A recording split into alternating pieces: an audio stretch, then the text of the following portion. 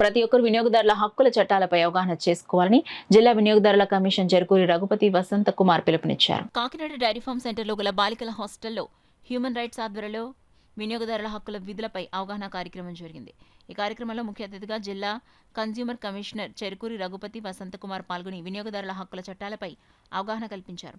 ఎక్కడ ఏ వస్తువు కొన్నా 2019 చట్ట ప్రకారం మనం ఉంటున్న ప్లేస్లోనే కేసును వేసుకునే సౌకర్యం వినియోగదారుల హక్కు చట్టం కల్పించిందని ఆయన చెప్పారు.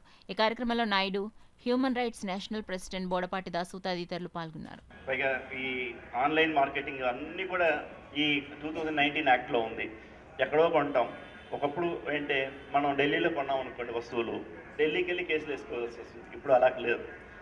మన ఇల్లు ఎక్కడ ఉందో అక్కడ వేసుకోవచ్చు, మనం ఎక్కడ ఉద్యోగం చేసుకుంటున్నామో అక్కడ వేసుకోవచ్చు. తర్వాత దీని లిమిటేషన్ మాత్రం 2 సంవత్సరాల లోపల వేయాలి. ఓకే, ప్రతిదానికి ఒక లిమిటేషన్ ఉన్నది ఉంటుంది.